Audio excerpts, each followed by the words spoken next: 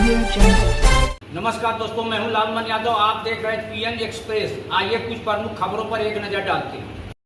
मुंबई राष्ट्रीय साहित्यिक सामाजिक एवं सांस्कृतिक संस्था, नवकुंभ साहित्य सेवा संस्थान एवं माझा सुसंकल्प अभियान के संयुक्त तत्वावधान में गोपाल सेठी सभागृह करी रोड मुंबई में कवि गोष्ठी एवं सम्मान समारोह का आयोजन किया गया।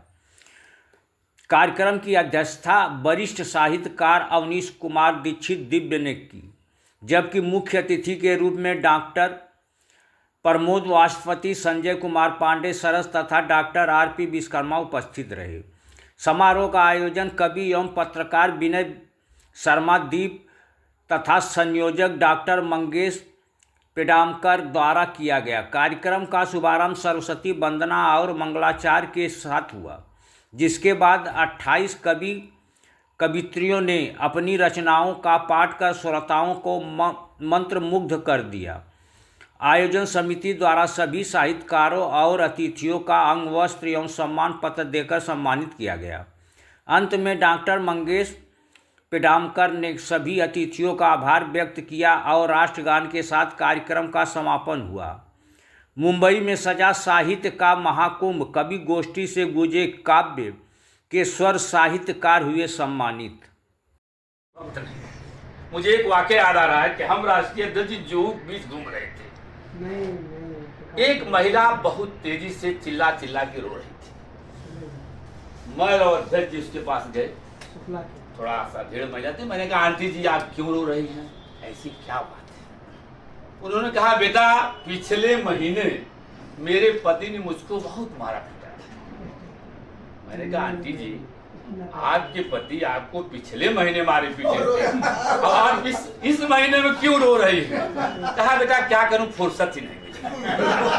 तो बताइए ऐसे माहौल में ऐसे विद्वत शायर कवि, बताइए मैं 1.5 बजे देख रहा हूं, आप लोग जो है रुक कर जो है, मैं तो बहुत शुक्रगुजार हूँ जो आप लोगों की उपस्थिति में हमारा सम्मान हुआ, एक छोटे से पत्रकार का, एक छोटे से कवि का। मैं आप सभी विद्वत जो कविगण हैं, मैं उनका दिल की गहराई से स्वागत करता हूँ, अभिनंदन करता हूँ। मैं अपने को बहुत ही सौभाग्यशाली समझ रहा हूँ, जहाँ आदरणीय दीक्षित साहब, आदरणीय श्री राम साहब, जहाँ हमारे आनंद जी हों, जहाँ हमारे तमाम ऐसे जिनका मैं नाम नहीं जान रहा हूँ, सबका मैं स्वागत करता हूँ, अभिनंदन करता हूँ कि मेरे पुण्य कर्म से शायद जो मुझको यह दान मिला, कहने को तो कविता मिली, रहने को हिंदुस्तान मिला। अब मैं अपनी 4 पंक्तियां, मैं ज्यादा समय नहीं लूंगा, अपनी मुक्तक 4 पंक्तियां मैं दे रहा हूँ।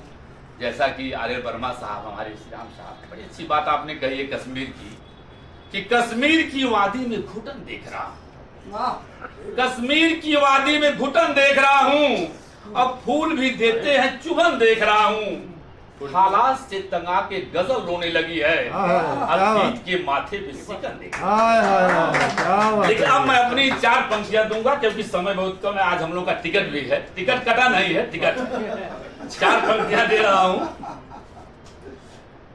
जो हिंदुस्तान की बात, बड़ी अच्छी नफरतों की बात हुई है कि आज नफरतों को कभी शायद भी मिटा सकता है, कि हार लिखता है और जीत भी लिखता है, आंसुओं से अतीत लिखता है, हजारों गम निचोड़ कर शायर कवि तब एक रंगीन गीत लिखता है। 4 पंक्तियां मैं दे रहा हूं कि आज इस देश में यूं माहौल बनाना होगा, आज इस देश में, आज इस देश में यूं माहौल बनाना होगा, और आग लगने की जगह फूल खिलाना होगा, आग लगने की जगह फूल खिलाना होगा।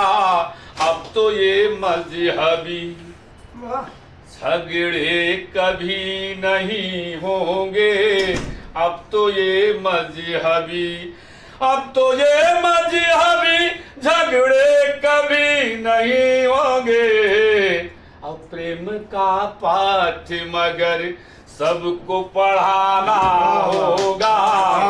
दूसरी पंक्तियां 4 लाइन कह के अपनी बात को समाप्त करूंगा कि नफरतों के दियों को बुझा दीजिए, नफरतों के दियों को बुझा दीजिए, और प्यार सबके दिलों में जगा दीजिए, प्यार सबके दिलों में जगा दीजिए। माहौल जो है ये कब शायरी बना सकता है। पुनः मैं आप सभी जो विद्वत कवि हैं मैं उनका हार्दिक स्वागत अभिनंदन करते हुए जो हमारे वीएस न्यूज के भाई और मयंक जी जो अभी कवरेज कर रहे थे, इनके जो संपादक हैं वो हमारे आदरणीय मदन मोहन पांडे जी हमारे आजमगढ़ के हैं, बहुत ही अच्छे समझ लीजिए कि वो पत्रकार हैं और महापंडित राहुल सांकृत्यायन के गांव के हैं, तो उनके सानिध्य में हम लोग भी रहते हैं। तो मुझे बड़ी खुशी हुई है आदरणीय विनय शर्मा दीप साहब और आदरणीय हमारे अनिल कुमार राही जी ने जो है जो माहौल बनाया है। और आखिरी पंक्तियां भी मैं सुना नहीं पाया कि नफरतों के दियों को बुझा दीजिए, प्यार सबके दिलों में जगा दीजिए, प्यार काया से आंचल न जाए कहीं, और बढ़ रही दूरियों को मिटा दीजिए, बढ़ रही दूरियों को मिटा दीजिए। पुनः मैं आप सभी का दिल की गहराइयों से हार्दिक स्वागत करता हूं, अभिनंदन करता हूं। जो आपने स्नेह प्यार और सम्मान दिया है उसके लिए मैं दिल की गहराइयों से पुनः आपका चरणों में बंधन करता हूं।